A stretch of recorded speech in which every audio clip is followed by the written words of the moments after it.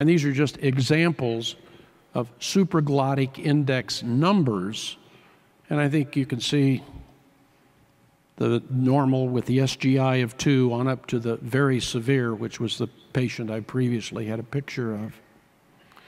By the way, this guy's doing great. All right, bronchitis index. Went to the literature. There's been a lot of stuff published on how do you evaluate the amount of bronchitis, but not so much just in asthma. And this is really more in COPD. And usually it's erythema, edema, secretions, friability we look at. And you say, okay, I'll look at that. There's just an example of, and I took one of those 4 criteria. You say, okay, it looks normal. Okay, friability, it bleeds a lot. It's very sensitive when we touch it. And unfortunately, this bronchitis index, it really wasn't helpful. But when we biopsied the airway, that's what gave us some real information that was useful. Okay, on to this particular bit of research that we did. So we had 58 patients that were in our initial study. The usual ratio, there are more females than males that have asthma. Now notice the age here is 55, so the patients that I'm seeing are older.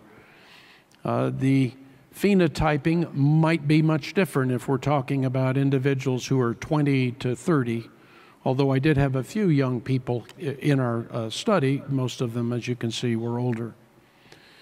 All of them had, well, not all of them, but a lot of them had elevated IgEs. They were not smokers. They had airflow obstruction, and they had, by the PC20 methylcholine, bronchial hyperreactivity. Now look at that asthma control test. These people were poorly controlled. That should be 25 if it's perfect. Anytime you're below 15, that's very poor control.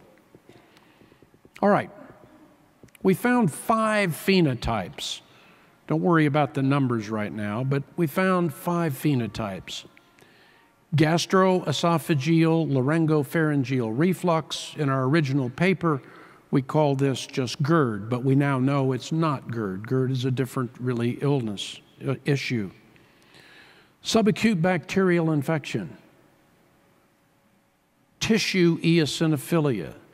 So really what we're talking about is irritants from the gastroesophageal tract. We're talking about infection, and we're talking about allergy. The big categories in asthma that make asthmatics poorly controlled or difficult to control.